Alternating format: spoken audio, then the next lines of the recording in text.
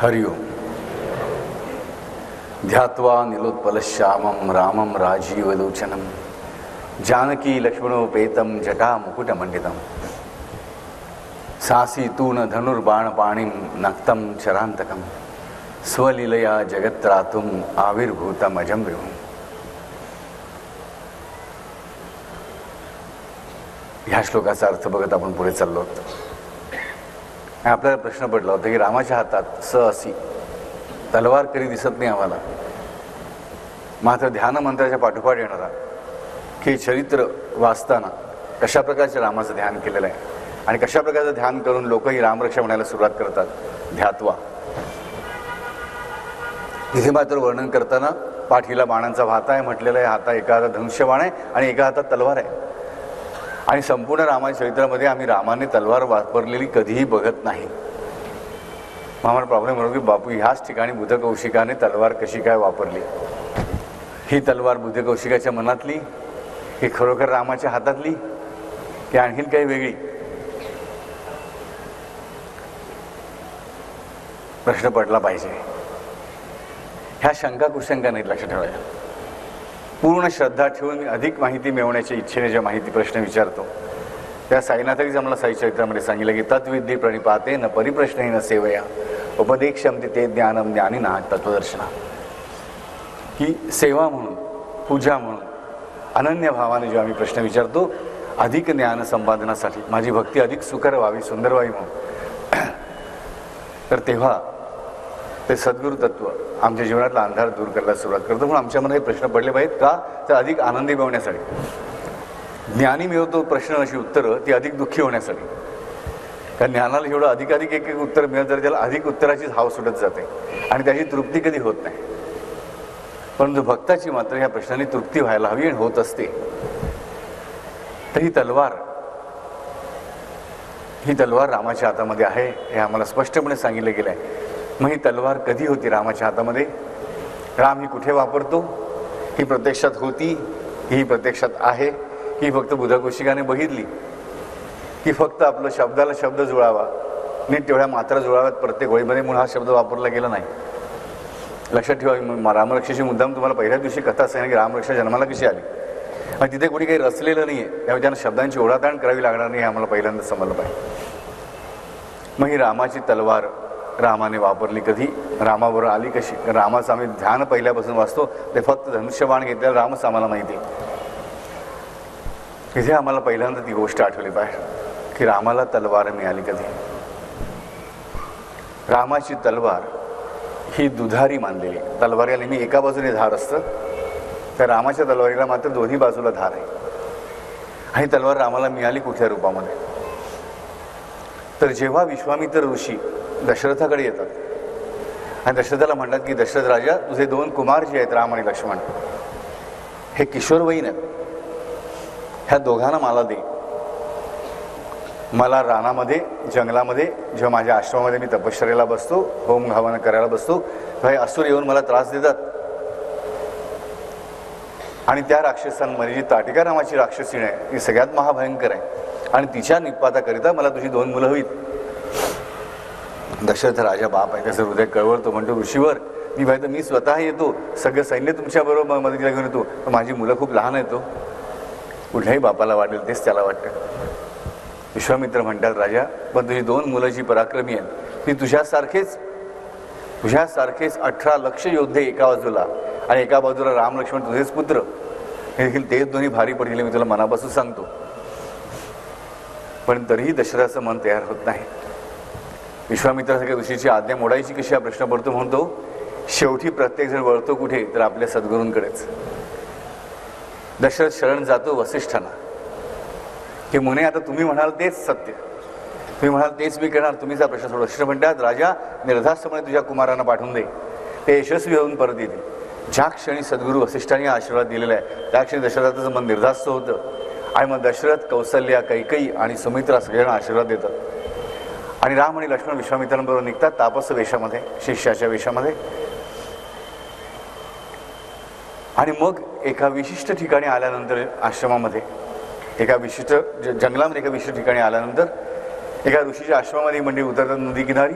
अजून पुढचा टप्पा त्यांना गाठायचा आहे, घोर जंगलामध्ये प्रवेश करायचा आहे. आणि मग त्या ठिकाणी रात्रीचा निवास केल्यानंतर सकाळी लवकर उठवतात. ब्राह्ममुहूर्तात विश्वामित्र रामलक्ष्मणांना म्हणतात की रामलक्ष्मणांना उठा, आज तुमच्या आयुष्याला सुवर्णाचा दिवस आहे. मग दोघं आंघोळ करतात, दोघं गायत्रीचा जप करतात आणि मग विश्वामित्र मुनी त्या दोघांना बला आणि अतिबला ह्या दोन विद्या प्रदान करतात. बला आणि अतिबला नावाच्या दोन महान विद्या रामलक्ष्मणांना प्रदान केलेल्या आहेत त्या विश्वामित्रांनी ह्या क्षणाला. आणि ह्या विद्यांचा संकेत म्हणून विश्वामित्रांनी रामाला जी तलवार दिलेली आहे तिला महाबला हे नाव आहे. आम्हाला आयुर्वेदात 3 औषधं माहिती आहेत, बला, अतिबला आणि महाबला. आम्हाला माहिती नावं आली कुठून, ह्या बला अतिबला ह्या दोन विद्या आहेत. आणि त्या दोन विद्या एकत्र, ज्याच्याकडे सामान्य मानवाकडे बला असते किंवा अतिबला असते, दोन्ही विद्या एकत्र धारण करता येत नाही. ते धारण करण्यासाठी तेवढा सिद्ध पुरुष लागतो, मानवच पण अत्यंत श्रेष्ठ लागतो.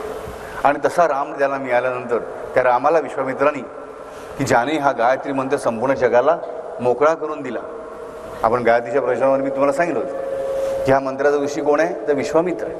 विश्वामित्राने हा गायत्री मंत्र सगळ्या जगाला उघडा करून दिला.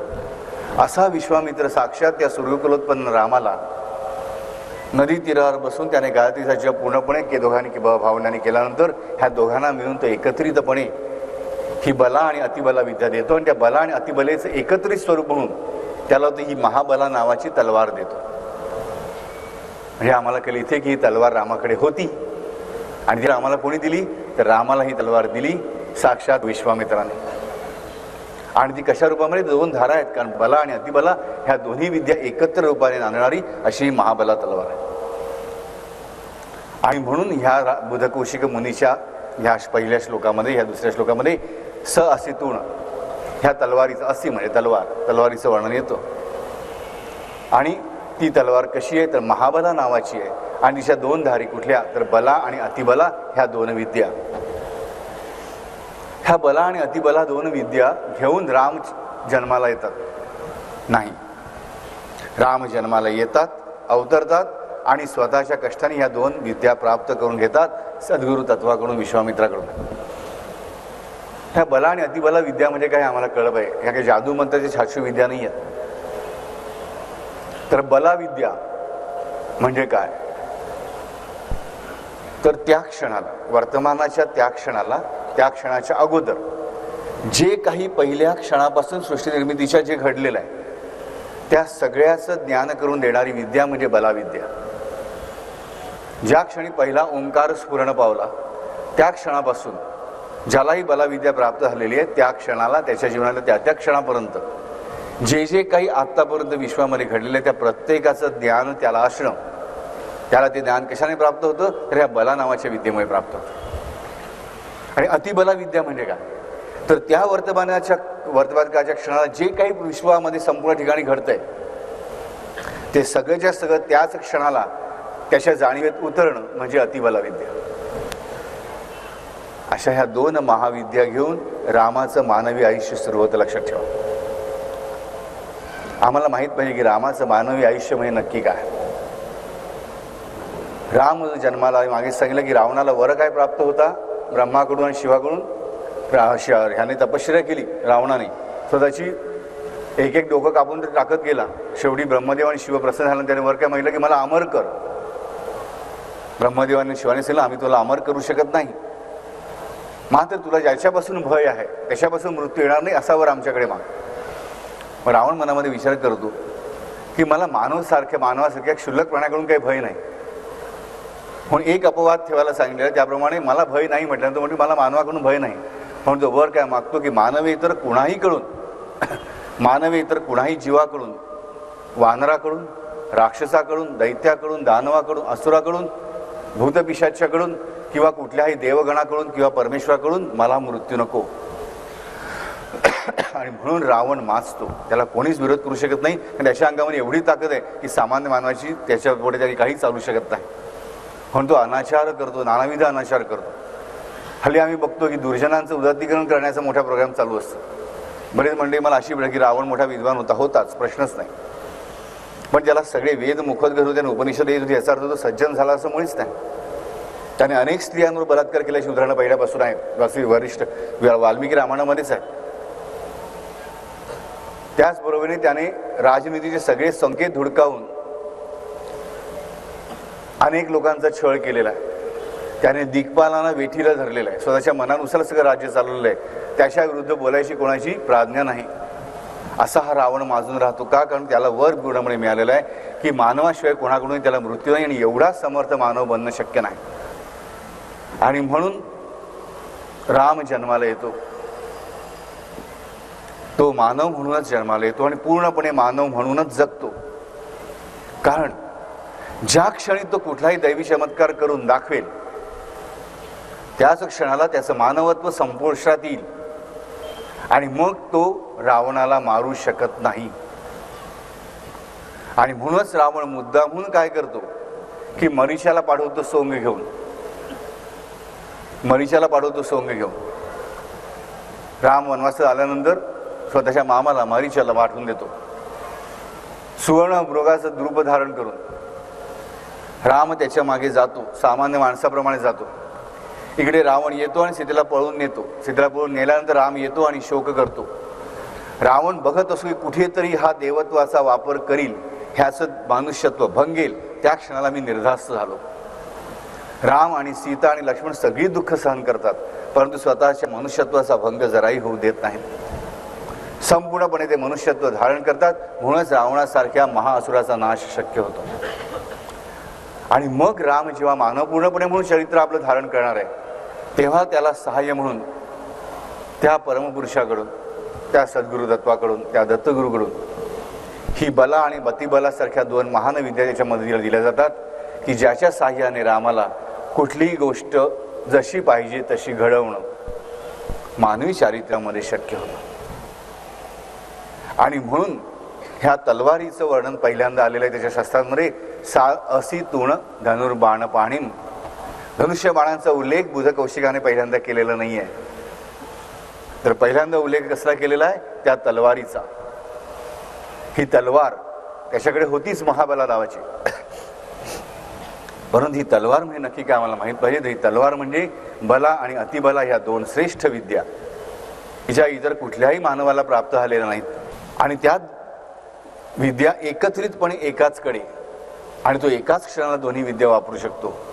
म्हणून त्याच्याकडे महाबला नावाची तलवार आहे. तिचं वर्णन पहिल्यांदा बुधकौशिक ऋषी करतात. स असी. स म्हणजे बरोबर आहे त्याच्या, असी म्हणजे तलवार. कुठली तलवार? तर ही महाबला नावाची तलवार. म्हणजे आमच्या लक्षात की राम धनुष्यबाण चालवतो. त्या पाठीमागे बाणांचा भाता आहे त्याचं वर्णन आहे आणि हातात धनुष्यबाण आहे असं वर्णन केलेलं आहे. आम्हाला रामाच्या बाणाच्या भात्यांबद्दल एक गोष्ट नेहमी माहिती आहे की हा भाता कसा आहे. काय नाव आहे रामाच्या बाणाचं, भात्याचं? अक्षय भाता. Very good. अक्षय भाता म्हणजे काय? ह्याच्यामधले बाण कधीही संपत नाहीत. ह्याच्याकडचे बाण कधीही संपत नाहीत.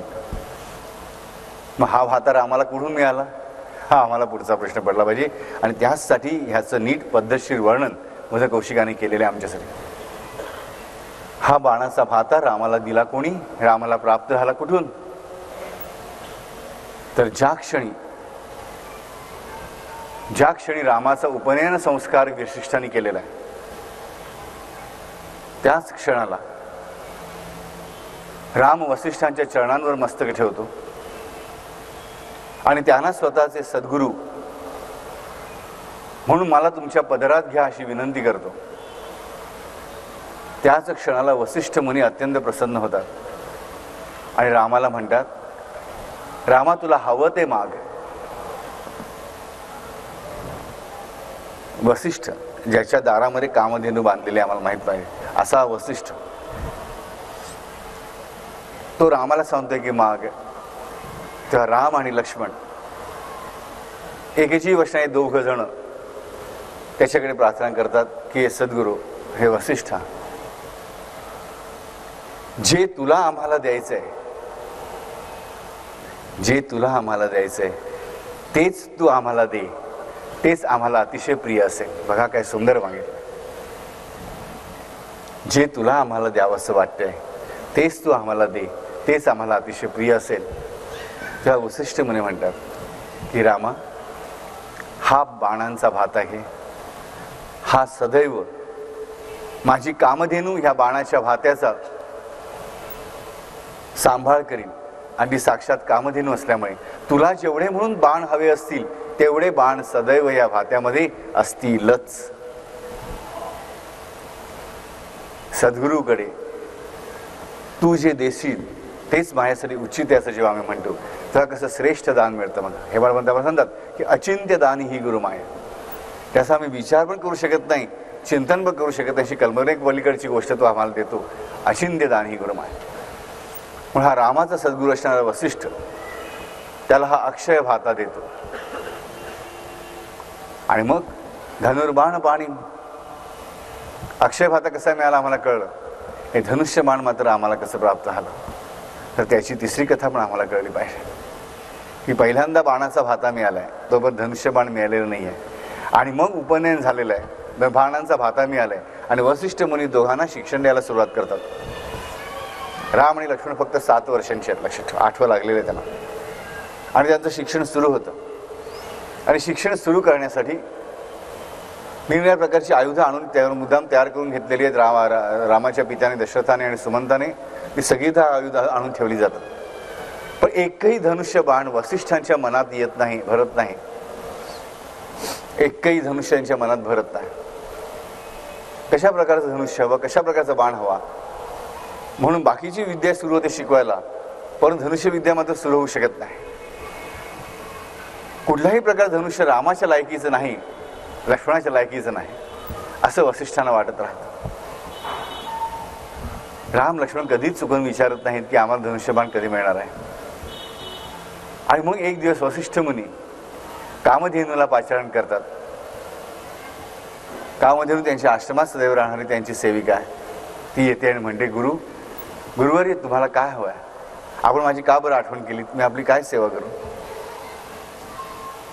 त्या वसिष्ठ मुनी म्हणतात की हे माते, बघा ते तिला आपली गुलाम मानत नाही. ते म्हणतात की हे माते, तू एक वचन मला दिलंस की रामाच्या भात्याला तू अक्षय भाता करशील. तसं आता मला प्रश्न पडलाय की रामासाठी मी अशा अक्षय भात्यासाठी तसं सुंदर आणि श्रेष्ठ धनुष्य मी कुठून बरं आणू, मला हे कुठे बरं मिळेल. तर तूच मला सांगू शकशील की हा माझा काम आहे की रामाला मी बेस्ट धनुष्य द्यावं, हा माझा काम आहे. आणि तो काम, कुठलाही काम पुरवणं ही फक्त तुझीच शक्ती आहे माते, म्हणून मी तुला पाचारण केलंय. तेव्हा कामधेनू म्हणते की ह्या विश्वामध्ये धनुष्य पहिल्यांदा वापरलं ते शिवाने. धनुष्य पहिल्यांदा वापरलं ते शिवाने. पण ते तर जनक राजाकडे पडलेलं आहे. ते तर जनक राजाकडे पडलेलं आहे. आणि जनक राजाकडेच ह्याचं स्वयंवर डिक्लेअर होणार आहे. मग तिथे ह्या रामाला जायचंच आहे. ऋषीवर आपण हे जाणता, पुढे काय घडेल ते मी जाणत नाही, परंतु ते धनुष्य हराचं, त्या शिवाचं धनुष्य तिथे आहे. आणि ते सर्वात श्रेष्ठ धनुष्य आहे, कारण ते पहिले धनुष्य जे शिवाने वापरलं. शिवाचं एक नाव पिनाकपाणी आहे. मग ह्याच्यापेक्षा अतिशय श्रेष्ठ धनुष्य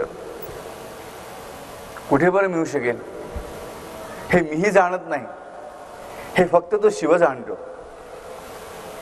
मग वसिष्ठ मुनी शिवाची आराधना करतात आणि तो परमशिव प्रगटतो वसिष्ठाच्या चित्तामध्ये. आणि तो वसिष्ठांना सांगतो की हे वसिष्ठ, ह्या रामाला लायक असं धनुष्य स्वतः तुला बनवायला पाहिजे. ह्या रामाच्या जीवित कार्याला लायक, ह्या रामाच्या जीवित कार्याला उपयोगी असं धनुष्य फक्त तूच बनवू शकतोस. हे धनुष्य तुलाच बनवायला हवं.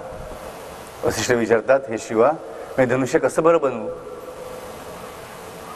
तेव्हा तो भोळा रुद्र, तो परमशिव त्याला सांगतो की वसिष्ठा, तुझं आतापर्यंतच सर्वच्या सर्व तप जे आहे, सर्व तुझं तपसामर्थ्य जर तू मला दान करणार असशील, जर तू मला देऊन टाकणार असशील, तर असं धनुष्य मी तुला देतो. वसिष्ठाची हजारो वर्षांची तपश्चर्या शिव मागतो. वसिष्ठ कुठलाही मागचा पुढचा विचार न करता ही तपश्चर्या शिवाच्या चरणी अर्पण करतात. आणि त्या तपश्चर्येचा परिणाम, त्या फळाचा परिणामाचं फळ म्हणून तो शिव, तो परमशिव वसिष्ठांना एक धनुष्य देतो आणि एक बाण देतो. तो धनुष्य बाण हा साक्षात शिवशंकरांच्या, त्या शिवाच्या डमरूतून उत्पन्न झालेला आहे. डमरूच वसिष्ठांच्या हातात देतो आणि त्याच डमरूचं रूपानं धनुष्य बाणामध्ये होतं. डमरू म्हणजे तुम्हाला सांगितलं की अनाहत नाद, त्या अनाहत नाद रूपी धनुष्य त्या रामाच्या हातामध्ये येतं आणि तो बाण त्याच्याबरोबर येतो, जो भात्यात गेल्यानंतर सतत वाढतच राहतो. अशी ही 3 आयुध धनुष्य, बाण आणि तलवार रामाच्याकडे आहेत. सासीतून धनुर्बाण पाणी नक्तम चरांतकम. नक्तम चरांतकम, राक्षस कुलाचा नाश करणारा. राक्षसांचा नाश राम का करू शकतोय? तर बल आणि अतिबल ह्या 2 विद्या त्याच्याकडे आहेत म्हणून. त्याच्या बरोबरीने वसिष्ठांकडून प्राप्त झालेला अक्षय बाणाचा भात आहे म्हणून, आणि त्याच सद्गुरु तत्वाने, त्याच गुरु वसिष्ठाने परमशिवाकडून प्राप्त केलेले धनुष्याने बाण रामाकडे आहे म्हणून ते ही 3 आयुध घेऊन त्या राक्षसांचा नाश करणारा राम. अशा रामाला ध्यात्वा, अशा रामाचं ध्यान करून जो रामरक्षेचं पठण करतो. ही पुढची ओळ मग आपल्याला पुढे बघायची. सासीतून धनुर्बाण पाणी नक्तम चरांतकम स्वलीलया जगत्रातुम आविर्भूतम अजम विभुम. की हा स्वतःच्या लीलेने ह्या जगात प्रगट झालेला आहे.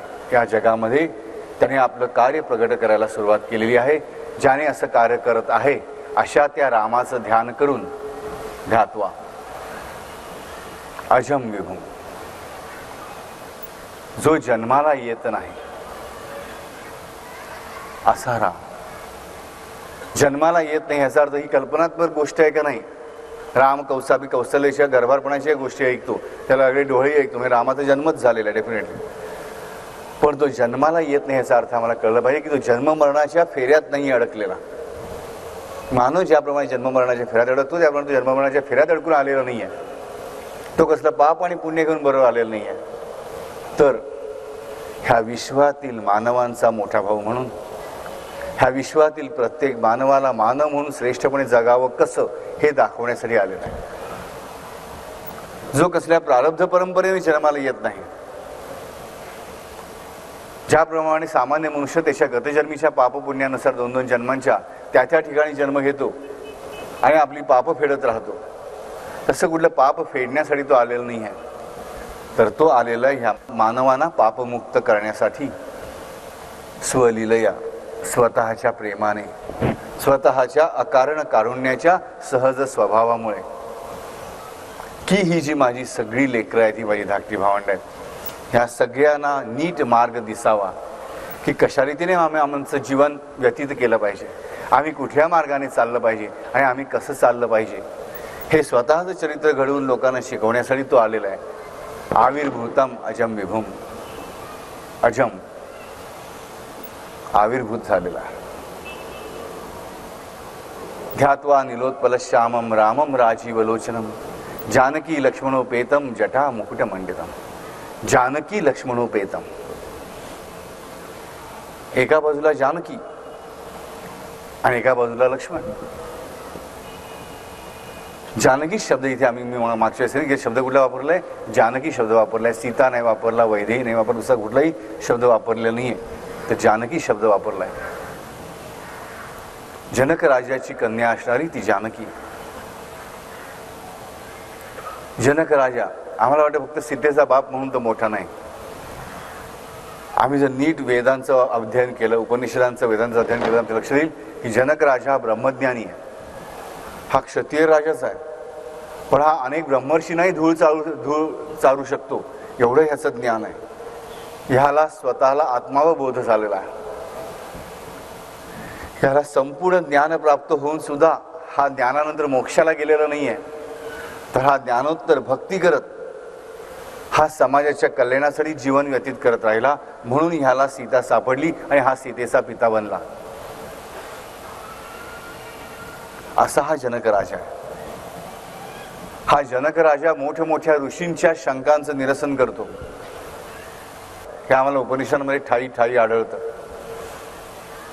जे महत्त्वाची गोष्ट आठवणी म्हणून सांगतो की राजानो, बहुतांशी सगळी उपनिषदं, ऑलमोस्ट 80% उपनिषदं ही क्षत्रिय राजांनी लिहिलेली आहेत.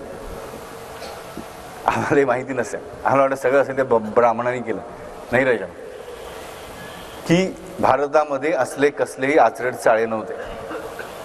80% उपनिषदांना आम्ही वेदांत म्हणतो, त्यांना आम्ही धर्मग्रंथांचा दर्जा देतो. मनापासून त्यांच्यामध्ये ब्रह्मज्ञान हे मानतो आणि त्यानुसार अनेक जीवनांचं कल्याण होतं. त्या उपनिषदांमधली 80 ते 85% उपनिषदं ही क्षत्रियाने, ती सुद्धा राजांनी लिहिलेली. एवढा त्यांचा अभ्यास होता, एवढी त्यांची तपश्चर्या होती, आम्ही कळले पाहिजे. आणि अशा तपस्वी राजांचा मुकुटमणी म्हणजे जनक राजा.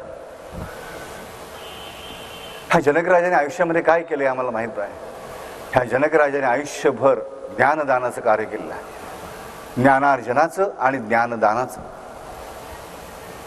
ह्याने नानाविध ठिकाणच्या आश्रमातील ऋषींना मोठमोठ्या दान देणग्या देऊन त्यांच्या स्वतःच्या राजा ऋषींच्या काही भल्यासाठी नाही, की स्वतःला काही हवं होतं म्हणून नाही, स्वतःचं नाव मिळवण्यासाठी नाही, तर तिथे विद्यालय स्थापन व्हावीत आणि विद्यार्थ्यांना सुखसोयी नीट मिळून त्यांचं अध्ययन नीट व्हावं म्हणून जनक राजाने अशी ठिकठिकाणी विश्वविद्यालये उभारली. त्याचबरोबर त्याने ह्याच विश्वविद्यालयातून शिकविणाऱ्या आचार्यांना, उपाचार्यांना सदैव स्वतःच्या धाकामध्ये ठेवलं. रावणाने ठेवलं त्याच्या धाकामध्ये नाही, तर स्वतःच्या तेजाच्या धाकामध्ये, स्वतःच्या तेजाच्या धाकापुढे.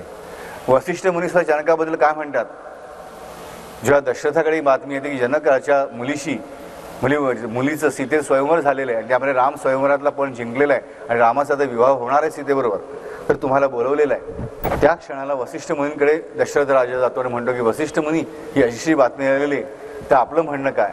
त्या वसिष्ठ मुनी त्याला सांगतात की हे महाराज, हे सम्राट दशरथ, लक्षात ठेव की जनकाच्या संस्कारामध्ये वाढलेली त्याची मुलगी, जनकाची पोटातून उत्पन्न झालेली आहे. वसिष्ठांना माहिती, वसिष्ठ मुनी स्पष्टपणे काय म्हणतात की जनकाच्या संस्कारामध्ये जी वाढलेली मुलगी आहे ती ही सीता जी आहे, तिच्यापेक्षा दुसरी कुठलीही स्त्री रामासाठी उचित असू शकत नाही, एवढंच मी तुला सांगतो.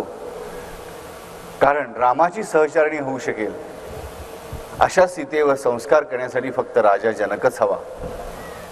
तेव्हा दशरथ महाराज विचारतात की हे महामुनी, मी त्याला राजा म्हणून श्रेष्ठ मानतोस कारण तो सदैव राजनीती प्रचूर आहे, धर्माला धरूनच तो वागतो हे मला पूर्णपणे माहिती आहे, तो माझा मित्रही आहे.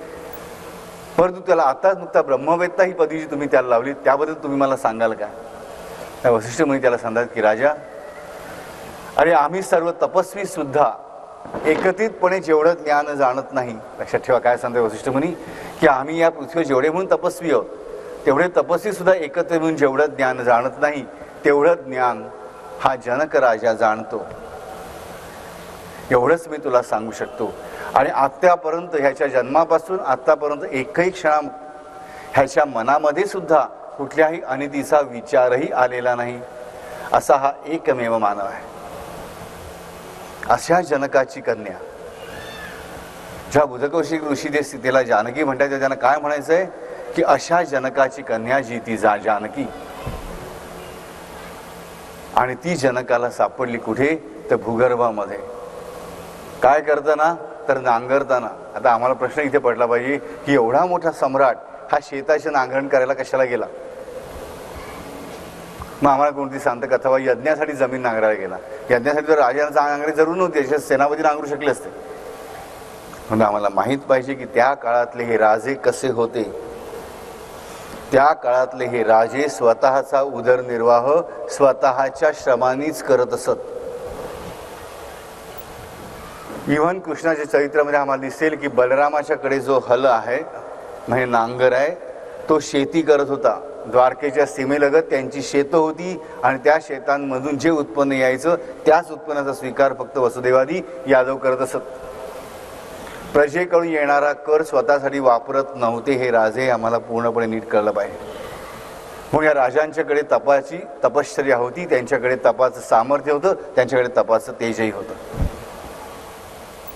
स्वतःच्या इस्टेटीनेच, स्वतःच्या श्रमानेच ते स्वतःचं आणि स्वतःच्या बालकांचं उदरपोषण करत असत, भरणपोषण करत असत, उदरनिर्वाह करत असत, हे आम्हाला समजलं पाहिजे.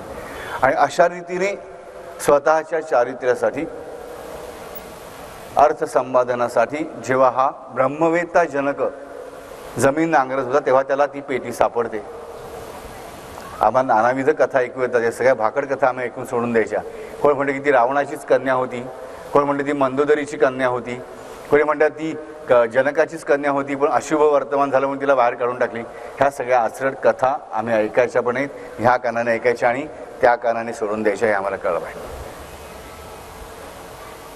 सीता नावाचा एक मूळ अर्थच मूळ काय आहे की नांगराच्या फळाने जमिनीला जी भेग पडते, त्या जमिनीला पडलेल्या भेगेचं नावच मुळी सीता आहे. सीतेचा दुसरा अर्थ आहे साखर, गोड, गोडवा, शीतलता. शीतलता म्हणजे शांतता, ह्या अर्थाने शीतलता. स्मशान शांतता, वैराग्य या अर्थाने शीतता जी आहे ती नव्हे, शांतता. जनकालाच ही शांती सापडू शकते, लक्षात ठेवा. कारण रैक जो सर्वश्रेष्ठ ब्रह्मवेत्ता मानला जातो, तो सुद्धा काय म्हणतो, रैक. आम्हाला नाव एखाद्या ऐकून माहिती असेल नसेल मला माहीत नाही, पण रैक हा सगळ्यात श्रेष्ठ ब्रह्मवेत्ता मानला जातो. तो रैक सुद्धा काय म्हणतो की जनकाकडे जी शांती आहे, जनका तुझ्याकडे जी शांती आहे, तेवढी असीम शांती दुसऱ्या कोणाकडेही नाही. त्या जनकाला ही शांती सापडलेली आहे. साक्षात शांतीचं स्वरूप असणारी, तृतीय स्वरूप असणारी सीता म्हणून फक्त जनकालाच सापडली आहे. कारण ही शांती पूर्णपणे त्याच्या संपूर्ण वीर्यामध्ये, त्याच्या संपूर्ण शरीरामध्ये, देहामध्ये, मनामध्ये, बुद्धीमध्ये आणि प्राणांमध्ये भरभरून राहिलेली आहे. पूर्ण शांत रस कोणाकडे आहे तर जनक मुनीकडे. जनक राजर्षी आहे की ब्रह्मर्षी आहे ह्याच्या मला माहिती, अनेक वेळा वाद झडतात. अशा वादांना कधी ऐकायला अशी कोणी वाद घालणारी मंडळी भेटली नाही की आपण पळून सुटायचं. त्या माणसाचं आयुष्य फक्त वाद घालण्यामध्ये फुकट जातं. त्यांना आयुष्यात काही करता येत नाही, काही मिळू शकत नाही. म्हणून रामदासांनी स्पष्टपणे आम्हाला सांगितलं की तुटे वाद संवाद तो हितकारी. संवाद कुठला हितकारी, ज्यामध्ये वाद तुटतो, म्हणजे वाद थांबतो, वाद संपतो. मनापासून लक्षात, जी मंडळी इकडे वाद घालत बसलेली आहेत ना, त्यांना मोकळं सोडावं, मोकाट सोडावं, त्यांना एकदम नमस्कार घालावं, साष्टांग नमस्कार, आणि पळून यावं तिकडून. बाबांनो, तुम्ही थोर आहात, तुम्ही थोर आहात, मी लहान आहे, मला तुमच्या वादामध्ये पडायचं नाही. तुम्ही जे म्हणाल ते तुमच्यासाठी खरं, मला जे वाटतं ते माझ्यासाठी खरं. बस, प्रश्न संपला. कारण वाद घालून घालून आम्हाला माहिती आहे की सगळ्यात श्रेष्ठ ऋषींमध्ये, तपस्व्यांमध्ये सगळ्यात श्रेष्ठ असणारी जी मैत्रेयी आहे, जी गार्गी आहे, ह्या दोघींना वाद घालून घालून दोघींना दोन प्रसंगामध्ये काय प्रसंग आम्ही अनुभवतो की दोघींचं मस्तक गरगरा फिरायला लागतो आणि तुटून जमिनीवर पडतं. त्या स्त्रिया होत्या म्हणून तुटून पडलं असं काही समज नाही. त्यामुळे त्या स्त्रीत्वाच्या पलीकडे गेलेल्या ब्रह्मवादिनी स्त्रिया होत्या. तीच परिस्थिती दुर्वासाची झालेली आहे. तो सगळ्यांशी वाद घालत बसतो. मला सांग, काय मिळालं आयुष्यामध्ये? काही मिळालं नाही. मागे सुदर्शन चक्र लागलं, जीव घेऊन पळत पुढे सुटावं लागलं. बरोबर, आम्हाला हे कळलं पाहिजे. वाद घालण्याने, सज्जनांना त्रास देण्याने आमच्या मागे सुदर्शन चक्र लागतं. तर जेव्हा आम्ही भीष्माप्रमाणे त्या सुदर्शन चक्राला ये ये ये म्हणून नमस्कार करून पुढे बसतो ना, ते चक्र आमचा घात करत नाही, हे आम्हाला कळलं पाहिजे. ते चक्र उलट आम्हाला दर्शन देऊन आणतं, आमचं रक्षण करतं, आमचं त्राता बनतं. तर आम्हाला कळलं पाहिजे की वाद जे आहेत ना, हे सगळे अशांतीजनक असतात. आणि अनेक वाद आम्ही इतरांशी घालतो काही कारण नसताना, तसे आमचे स्वतःशी पण घालतो आम्ही. आणि आमचे स्वतःशी असणारे वाद पहिल्यांदा संपुष्टात आले पाहिजेत. संकल्पाला विकल्पाचा वाद. संकल्प उठला मनामध्ये की आमच्या मनामध्ये ताबडतोब विकल्प उठतोच. असं कधीच होत नाही की संकल्प केला आमच्या मनात कसलाही विकल्प आला नाही. कारण मन आहेच मी कसं, मनाची आम्हाला गतीच मी कायम तुम्हाला सांगतो कशी आहे की मन कसं तर संकल्प विकल्पात्मक हा. परंतु आमची बुद्धी कशी आहे तर निश्चयात्मिका आहे. त्या निश्चयात्मिका बुद्धीच्या सहाय्याने आम्हाला त्या विकल्पांचा नाश करायचा असं हे आम्हाला कळलं पाहिजे. मी म्हणाल बापू आम्ही वाईट संकल्प केला, तर संकल्पाची डेफिनेशनच मुळे अशी आहे की जो सत आहे, सतकडे नेणारा आहे तोच संकल्प आहे, जो सतपासून दूर नेणारा आहे तोच मुळी विकल्प आहे. आणि चांगला संकल्प आणि वाईट संकल्प ही कल्पनाच मुळी चुकीची आहे. संकल्प शब्दाचा अर्थच मुळे काय की सतकडे नेणारी कल्पना, सतकडे नेणारा विचार तोच संकल्प आणि सतपासून लांब नेणारा तो विकल्प. याच्यामध्ये चांगल्या संकल्पाच्या विरुद्ध आणि वाईट संकल्पाच्या विरुद्ध म्हणून विकल्प चांगला, हे सगळे वाद फालतू मंडळींनी लोकांचे बुद्धिभेद करण्यासाठी घातलेले आहेत. सतकडे नेतो तो संकल्प, त्यामुळे त्याच्या विरुद्ध आहे तो विकल्पच आहे आणि त्याच्याशी आमचं काही देणं घेणं नाही. आम्हाला आमच्या मनामध्ये चालणारे निरर्थक वाद थांबवावे लागतात. आणि हे कोण थांबवू शकतो? फक्त भक्तच थांबवू शकतो. धैर्य तीच गे बाई सबुरी, श्रद्धा सबुरी म्हणजेच उमा महेश्वर, हे आम्हाला हेमाडपंत वारंवार सांगत राहतात. परंतु आम्ही काय करतो माहिती राजानो, जो महामार्ग आमच्या समोर पसरलेला आहे, ज्या मार्गाने हजारो संत ढळढळीतपणे रामदासांसारखे, ज्ञानेश्वरांसारखे, ज्यांना आमच्याकडून काही नको होतं, हे ज्या मार्गाने चालत गेले, जो मार्ग आम्हाला रामायण दाखवतो, जो मार्ग आम्हाला साईसचरित्र दाखवतो, जो मार्ग आम्हाला एकनाथी भागवत दाखवतो, जो मार्ग आम्हाला ज्ञानेश्वरी दाखवतो, त्या मार्गावरून चालण्याच्या ऐवजी आम्हाला कायम हाव सुटलेली असते कुठल्या तरी पाय वाट्याने आड वाट्याने इथून तिथे बायपास करून डायव्हर्ट करून पुढे जाण्याची आम्हाला इच्छा झालेली असते. आणि मग आमच्या मनामध्येच आम्ही वाद घ्यायला सुरुवात करतो की काय म्हणून मी ह्याच रस्त्याने जायचं. आमच्या मनामध्ये विकल्प उठतात. साई चरित्रामध्ये ठाई ठाई हेमाडपंत आम्हाला सांगतात की असे मनातल्या मनात वाद घालणं किती वाईट आहे. आणि म्हणूनच त्यांचे हेमाडपंत हे नाव ते अत्यंत आनंदाने धारण करतात की हेमाडपंतांच्या पहिल्या भेटीमध्येच बाबांची धूळभेट घेतल्यानंतर सुद्धा ह्यांचा वितंडवाद चालू राहतो. दोन पक्ष होतात आणि वितंडवाद सुरू होतो आणि तिथून अत्यंत लांब असणाऱ्या, म्हणजे त्या काळातल्या दिसणं सुद्धा आज आम्हाला ते खूप जवळ वाटते स्टडीमध्ये, पण यावेळेस ते खूप अंतर होतं. त्या अंतरामध्ये गेल्या गेल्याच बाबा विचारतात इतरांना की काय म्हणत होते हेमाडपंत. हेमाडपंत म्हणजे हेमाद्रीपंत हा खूप मोठा विद्वान होता. सगळ्या वादांची निरसन करणारी धार्मिक ग्रंथ त्यांनी लिहिले. धार्मिक ग्रंथावरच्या वादांचं निरसन करणारा चतुर्वर्ग चिंतामणी नावाचा कर्मकांडावरचा ग्रंथ त्यांनी लिहिला. देवळांची बांधणी कशी करावी ह्याच्यावरची सगळ्या वादांचं निरसन करणारा ग्रंथ त्यांनी लिहिला. वादांचं निरसन करणारा तो हेमाडपंत. आणि त्या क्षणी भानावर आले हेमाडपंत, त्यांच्या मनातले सगळे विकल्प निघून गेलेले आहेत. 52व्या अध्यायामध्ये हेमाडपंत म्हणतात की ज्या दिवसापासून मला साईंचे चरण दिसले आणि त्यांनी मला आपलासा केला आणि त्यांनी मला हे माड्या म्हटलं, त्या दिवसापासून मला ध्यान कोणाचं आहे तर फक्त साईंचं आहे. मला मंत्र गुणाचं आहे तर फक्त साईंचं आहे. मला रूपगुणानुवर्णन कोणाचं आहे तर फक्त साईंचं आहे. पण हे कधी प्राप्त झालं त्यांना? ज्या क्षणी त्यांच्या मनामधले आणि बाहेरचे दोन्ही वाद त्यांनी मिटवले तेव्हा. हा बाहेरचा वाद मिटवला तो पहिल्यांदा, आणि दुसरा अंतर्वाद पण कसा मिटला हे पण आम्हाला गोष्ट हेमाडपंत सांगतात साई चरित्रामध्ये. त्यांच्या समोर जेव्हा एका भक्ताला साठ्याना एक आठवडा गुरुसप्ताह गुरुचरित्राचा सप्ताह केल्यानंतर जेव्हा बाबा फळ देतात, त्या हेमाडपंताच्या मनात विचार येतो की मला तर एवढ्या वर्षांचं गुरुचरित्राचं माझं पठण आहे आणि मी 7 वर्ष बाबांकडे, ह्या गृहस्थाना अवघे 7 दिवस झालेले आहेत आणि फक्त गुरुचरित्राचा एक सप्ताह केलाय, त्यांना मात्र बाबांनी उपदेश केला आणि मला उपदेश दिला नाही, हे कसं काय? बाबा हेमाडपंतांना पाठवून देतात श्यामाकडे गोष्टी ऐकून, आणि मग आम्हाला अत्यंत सुंदर कथा बाहेर पडते राधाबाई देशमुखीणीची. कशी बाहेर पडते? कशासाठी? त्या हेमाडपंतांच्या मनामधला हा वाद संपवण्यासाठी.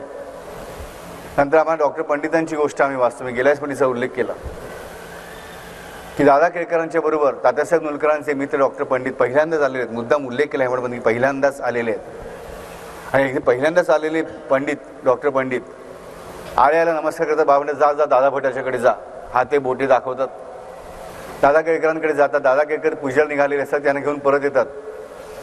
दादा केळकर पूजा करत सर एकदम त्या पंडिताला काय होतं माहीत नाही, आणि ते गंध घेतात तबकडी हस्तगत करून, आणि त्यामधलं ते गंध जे आहे त्यांनी ते छानपैकी सुंदर त्रिपुंड लेखतात. दादा केळकरांची परिस्थिती बेकार झालेली आहे की आता बहुतेक साईनाथ सटकात घालून माझ्या डोक्यामध्ये, आणि ते कोणालाही कपाळात टिया लावून देत नाहीत.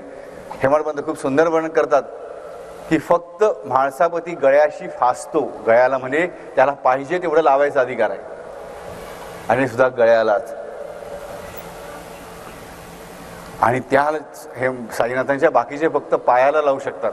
आम्ही उलासाठी या लावला ती अलाउड नाही आहे आणि पंडितांना मात्र अलाउड केलेत. आणि तिकडे हेमाडपंत मुद्दाम 3-3 वेळा शब्द वापरतात की ह्या घटनेनंतर साईनाथ प्रसन्नचित्त दिसले.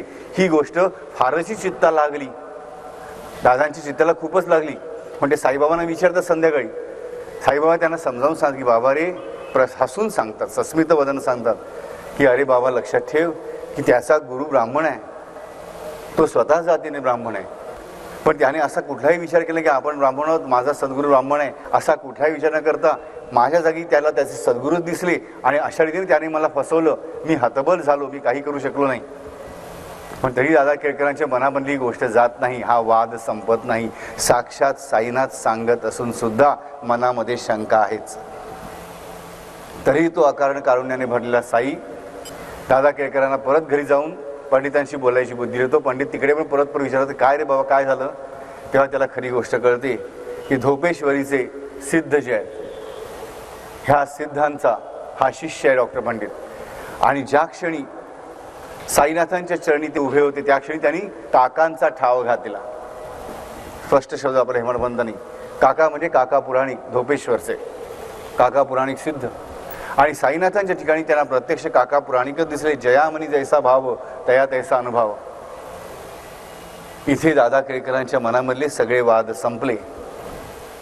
आम्ही आमच्या मनामध्ये असेच वाद घालत जातो.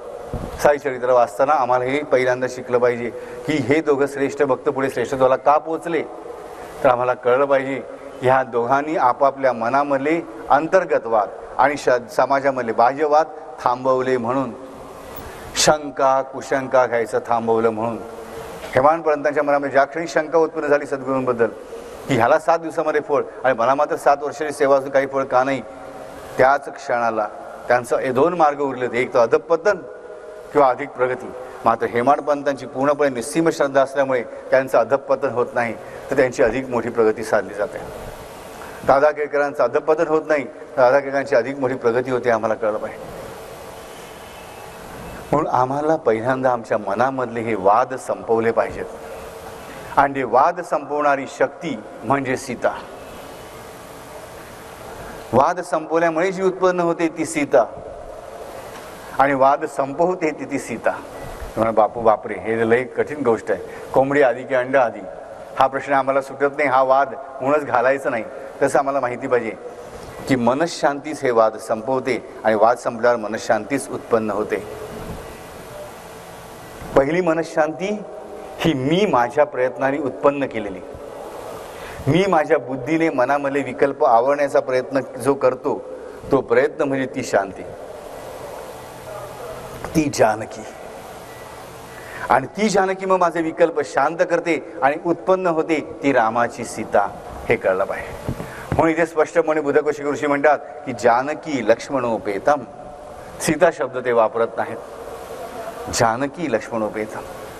की मी मनुष्य म्हणून जे स्वतःचे प्रयत्न करतो माझं मन शांत ठेवण्यासाठी, माझं संकल्प विकल्पात्मक मनामध्ये सगळे विकल्प दूर करण्यासाठी, माझ्या मनातील शंका कुशंका दूर करण्यासाठी जी मी निष्ठेने प्रयत्न करतो, जे मी श्रद्धेने प्रयत्न करतो ते प्रयत्न म्हणजे जानकी.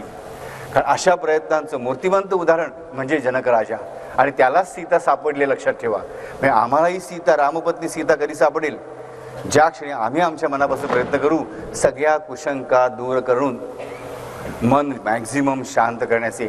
तेव्हा आपोआप आमच्या जनकाला ती सीता सापडेल की जी रामाची पत्नी होणार आहे. म्हणजे ती दैवी शांती आम्हाला सापडेल.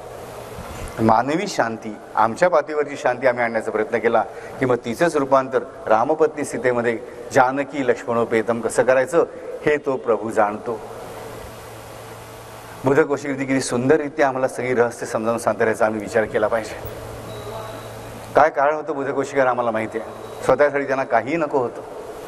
याला स्वतःसाठी काही नको आहे म्हणून तो जेव्हा आम्हाला सांगतो ते सर्वश्रेष्ठ असलंच पाहिजे. आम्हाला कळलं पाहिजे. म्हणजे स्पष्ट शब्द आहे की जानकी लक्ष्मणोपेतम. आणि इथे मात्र शब्द लक्ष्मणच वापरला जातो. लक्ष्मण, जानकी लक्ष्मणोपेतम. ही जानकी ही जी मनुष्याने स्वतःच्या प्रयत्नाने उत्पन्न केलेली शांती आहे ती दैवी प्रयत्नांच्या किंवा दैवी शांतीमध्ये परिणत कशी होते तर रामाशी विवाह झाल्यामुळे, पण कधी कोणाच्या साक्षीने तर फक्त लक्ष्मणाच्या साक्षीने हे आम्हाला कळलं पाहिजे.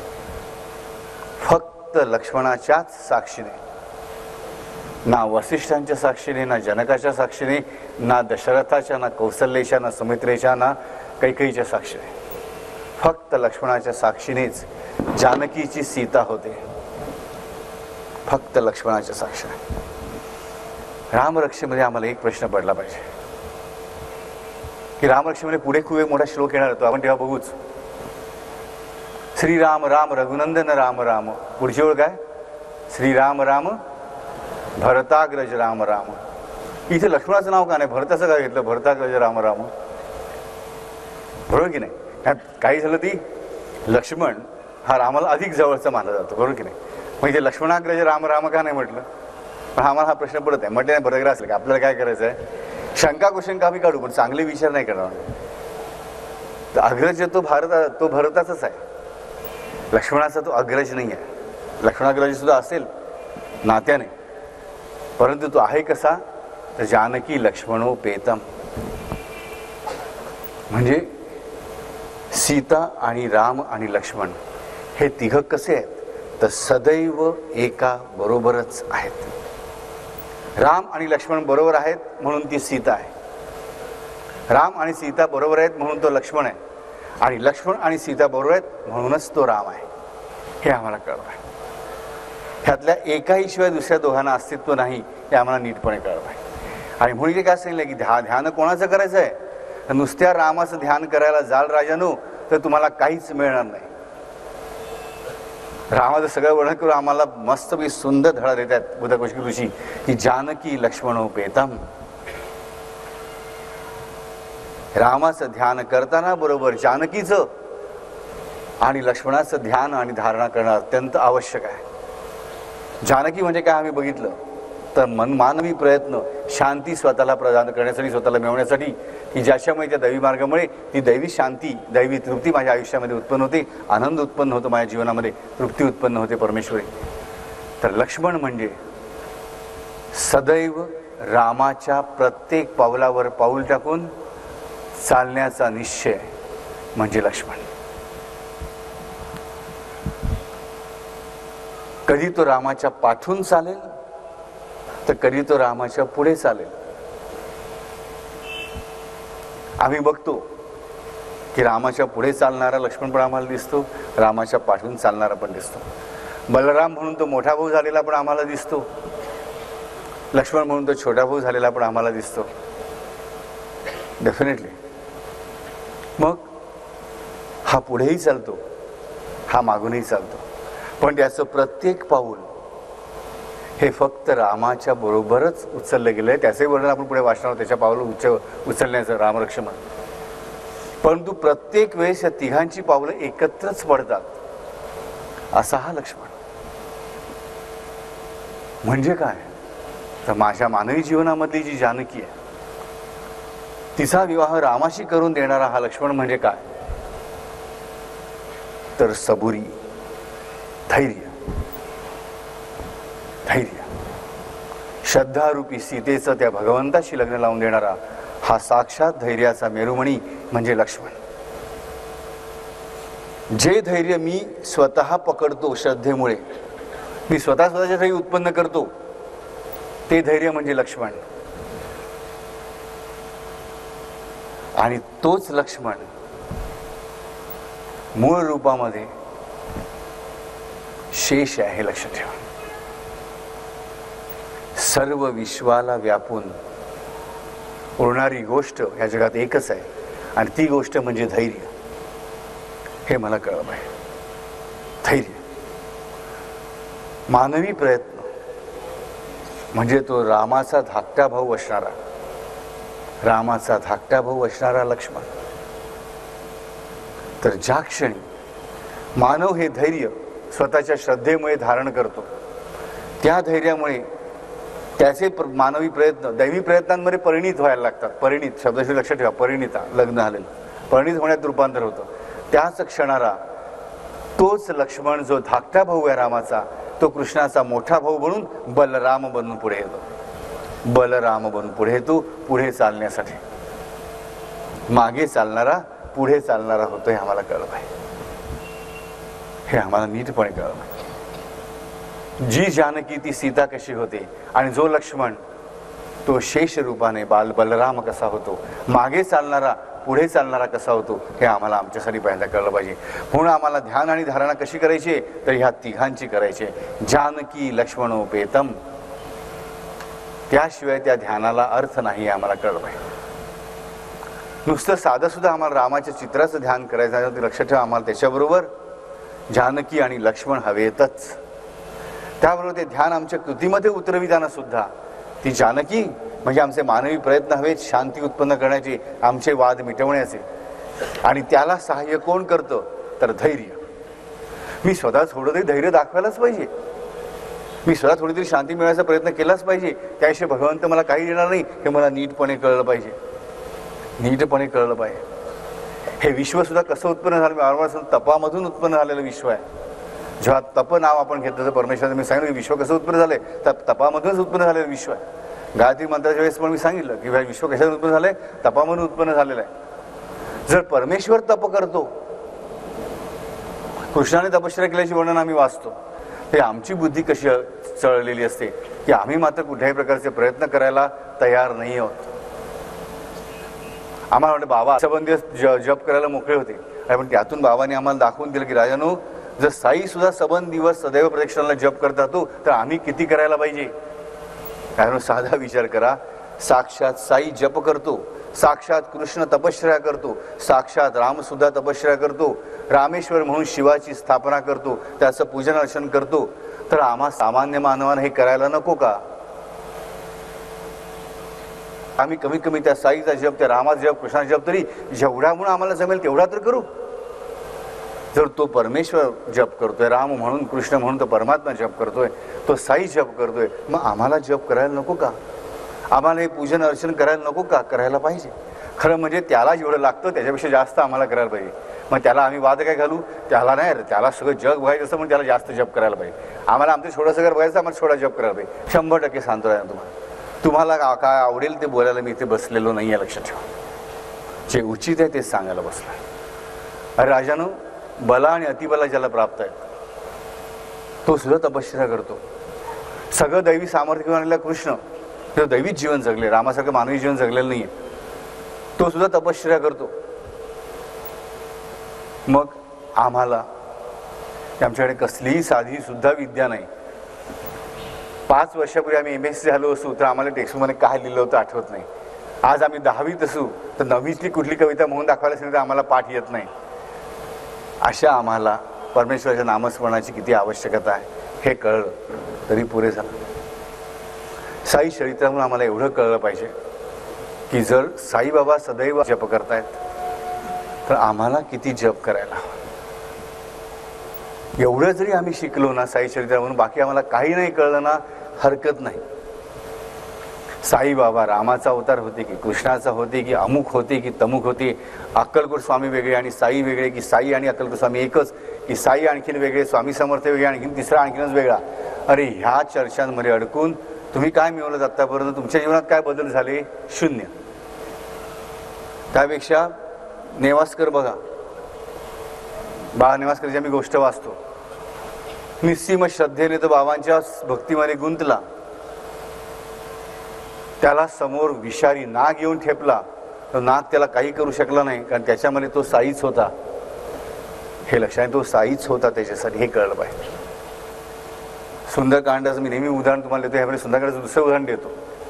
सुंदरकांडामध्ये एक सुंदर, खूप सुंदर वाक्य, मला खूप खरंच सगळ्यात सुंदर वाक्य ते वाटतं त्याच्यामध्ये. एक म्हणजे तो मंत्र खूप सुंदरच आहे की दीन दयाला बिरिदू संभारी हरवून नाथ संकटभारी, आणि साक्षात जानकीने केलेली प्रार्थना आहे. पण एक सुंदर बोधवाक्य सुंदरकांडामध्ये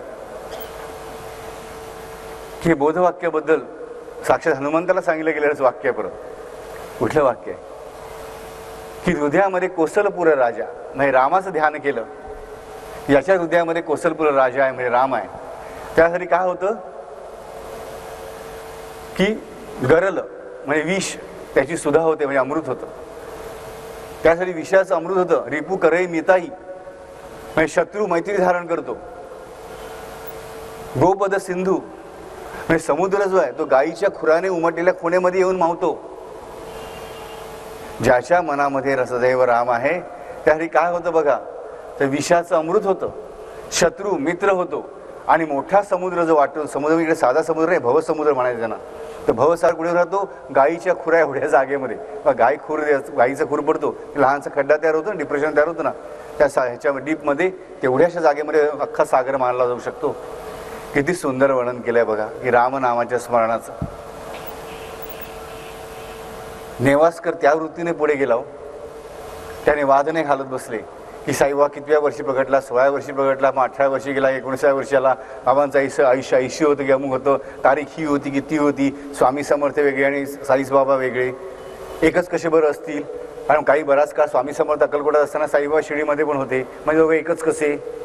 मग ते मोठे मास्टर्स ऑफ युनिव्हर्स आहेत की बाबा आणखीन कोणी आहेत. 16 गोष्टी खरंच सांगतो. विचार करा तुमच्या समोर, विचार करा, खरंच सांगतो राजानं, तुमच्या समोर तुमची अत्यंत प्रिय व्यक्ती आहे, अत्यंत प्रिय व्यक्ती, तुमची पत्नी म्हणा, पती म्हणा, मुलगा म्हणा, मुलगी म्हणा, आई म्हणा, वडील म्हणा.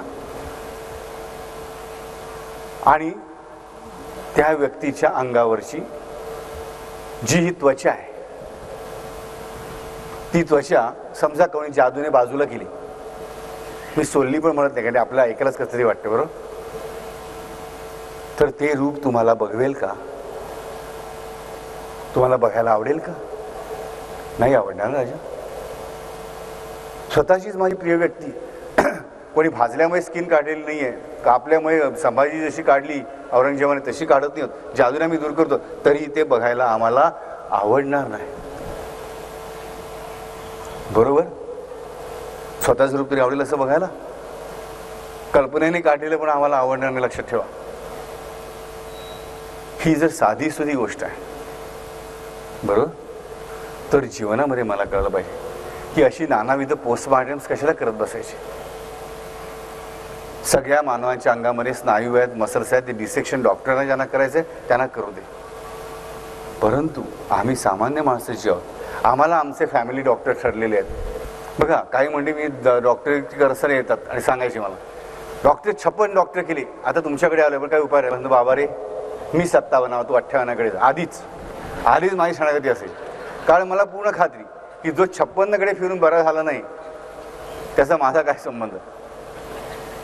कारण 56 डॉक्टर नक्कीच वाईट नव्हते, त्यांना इथं डायग्नोज झालं असं होऊच शकत नाही, हे आम्हाला कळत नाही. किंवा 56 डॉक्टरमध्ये फिरी पण डायग्नोज झाला नसता तर तो उरलाच नसता, पण तरी तो उरला आणि चांगला गलगट्टी दिसतोय.